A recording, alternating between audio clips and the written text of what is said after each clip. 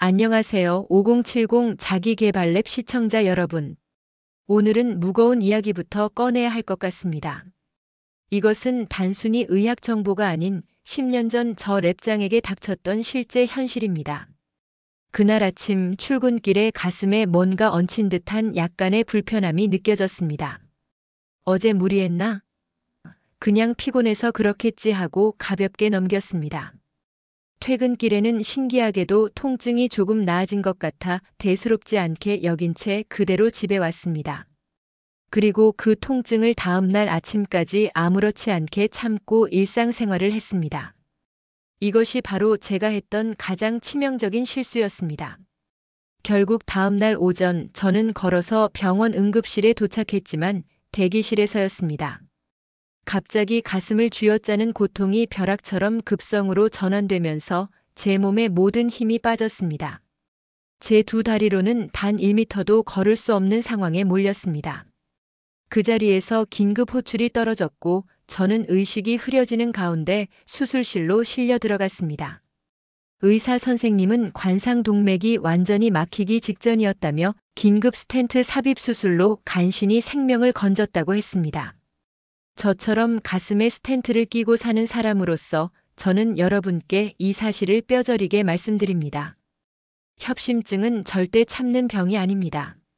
오늘은 저처럼 무서운 고통을 겪지 않으시길 바라는 간절한 마음으로 그 시한폭탄이 우리에게 보내는 가장 빠르고 정확한 위험 신호 5가지를 알려드리겠습니다. 이 5가지 신호만 정확히 알고 있어도 여러분과 가족의 소중한 생명을 지킬 수 있습니다. 중년 이후의 인생 2막을 건강하고 활기차게 준비하는 5070 자기계발랩의 채널 성장에 힘을 보태주세요. 지금 바로 구독과 좋아요, 알림 설정까지 부탁드립니다. 여러분의 클릭 한 번이 소중한 생명을 살리는 정보를 더 멀리 퍼지게 합니다. 협심증은 심장에 혈액을 공급하는 관상동맥이 동맥 경화로 인해 좁아지면서 심장 근육이 필요한 만큼의 혈액과 산소를 공급받지 못해 발생하는 질환입니다. 특히 고혈압, 당뇨, 고지혈증 같은 만성 질환을 가진 5070 세대에게는 그 위험이 급증하며 이 질환들은 혈관 손상을 가속화시키는 주범이 됩니다. 지금부터 협심증을 의심해야 하는 가장 빠르고 정확한 위험 신호 5가지를 자세히 알려드리겠습니다. 이 증상들을 내 몸이 보내는 적신호로 인식하는 것이 중요합니다. 첫 번째이자 가장 중요한 신호는 바로 가슴을 쥐어짜는 듯한 통증, 즉 흉통입니다. 이 통증은 일반적인 근육통이나 따끔거리는 통증, 혹은 속쓰림과는 확연히 다릅니다. 환자들은 이 통증을 가슴 한복판이 무거운 철판에 눌리는 것 같다거나 숨이 막힐 정도로 내장이 꽉 조이는 듯한 강렬한 압박감으로 표현합니다. 통증의 위치는 흔히 가슴 중앙의 흉골 가슴뼈 아래, 즉 명치와 가슴 사이에서 광범위하게 느껴집니다. 손가락 하나로 정확히 짚을 수 있는 통증이 아닌 손바닥으로 가슴 전체를 감싸는 듯한 넓은 부위에서 불편함을 호소하는 경우가 흔한 것이 특징입니다. 이 흉통은 대개 1분에서 5분 이내로 짧게 지속되었다가 저절로 사라지는 특징이 있습니다. 만약 이 압박감이 15분 이상 지속되거나 휴식을 취해도 전혀 강도가 줄지 않고 오히려 심해진다면 이는 매우 위험한 상태인 급성 관상동맥 증후군이나 심근경색일 가능성이 높으므로 지체 없이 응급실로 가셔야 합니다. 두 번째 신호는 통증이 심장이 더 많은 일을 필요로 하는 특정 활동을 할 때만 나타난다는 점입니다. 협심증의 가장 흔한 형태인 안정형 협심증의 전형적인 모습입니다. 심장의 산소 요구량이 늘어나는 상황, 예를 들어 경사가 있는 계단이나 언덕을 오를 때, 추운 날씨에 갑자기 찬 공기를 쨘 때, 무거운 물건을 들 때, 또는 심한 스트레스나 분노 상태에서 흉통이 유발됩니다. 평소 관상동맥이 좁아져 있다가 심장이 더 많은 일을 하려 하면 산소 공급이 부족해져 통증으로 나타나는 것입니다. 여기서 핵심은 하던 활동을 멈추고 잠시 쉬면 통증이 마법처럼 사라진다는 것입니다. 만약 이전에 5층까지는 괜찮았는데 요즘은 2층만 올라도 통증이 생기고 쉬어야만 괜찮아진다면 이는 협심증이 악화되고 있다는 명확한 신호입니다. 이러한 통증 패턴의 변화를 인지하는 것이 조기 대처의 첫걸음입니다. 세 번째 신호는 통증이 가슴에 머물지 않고 다른 곳으로 뻗어나가는 현상, 바로 방사통입니다. 심장에서 시작된 통증 신호가 주변의 신경을 자극하며 퍼져나가기 때문에 발생합니다. 협심증 환자들 중 상당수는 가슴뿐만 아니라 왼쪽 어깨와 팔의 안쪽, 특히 팔꿈치부터 손목으로 이어지는 부위, 목 앞부분, 턱, 심지어 등이나 명치 쪽에 불편함이나 통증을 느낍니다.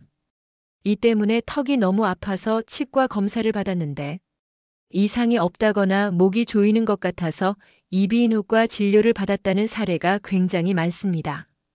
이러한 비전형적인 통증이 활동 시에 나타나고 휴식 시에 사라지는 패턴을 보인다면 근골격계 문제가 아니라 심장 문제, 즉 협심증으로 인한 방사통일 가능성을 염두에 두어야 합니다.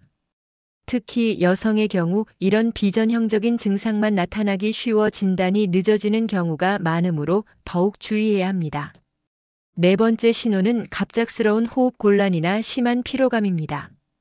심장에 산소 공급이 부족해지면 심장 근육의 펌프질 기능이 약해지고 이로 인해 폐에 물이 차는 듯한 느낌, 즉 호흡 곤란을 유발하게 됩니다. 특히 당뇨병을 오래 앓았거나 고령의 환자들에게는 신경 손상으로 인해 전형적인 흉통 없이 숨이 턱 막힌다거나 평소보다 너무 쉽게 지치고 기력이 없다는 증상만 나타나는 경우가 많습니다. 이것을 무증상 허혈이라고 부르기도 합니다. 만약 예전에는 문제없이 하던 집안일이나 가벼운 산책에도 숨이 가쁘거나 만성적인 피로감이 느껴진다면 단순 노화로 치부하지 말고 심장 기능에 문제가 생겼을 가능성을 열어두고 심장 검사를 반드시 받아보셔야 합니다. 활동량 대비 지나친 피로감은 심장이 보내는 중요한 경고 신호입니다. 마지막 다섯 번째 신호는 가장 위험할 수 있는 새벽이나 아침, 휴식 중에 발생하는 흉통입니다. 대부분의 협심증은 활동할 때 나타나지만 이 증상은 변이형 협심증의 특징입니다.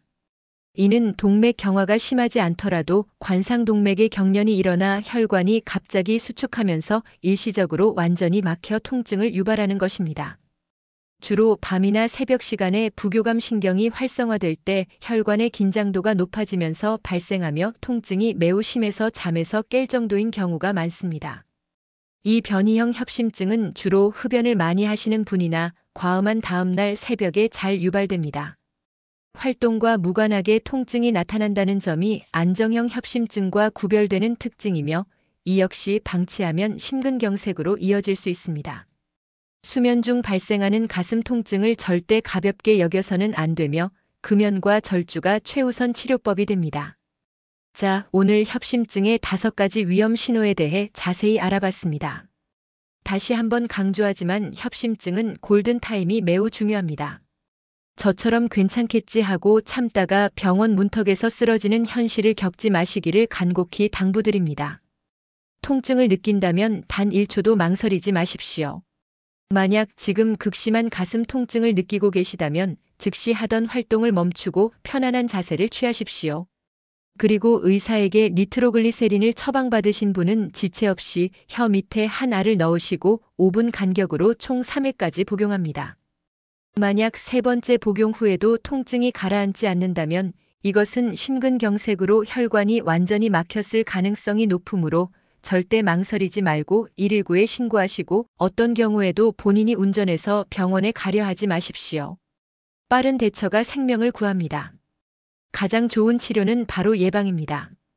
금연은 필수이며 저염식과 저지방 식단을 통해 혈압, 혈당, 콜레스테롤 수치를 철저히 관리하고 규칙적인 운동을 통해 건강한 혈관을 지켜나가야 합니다.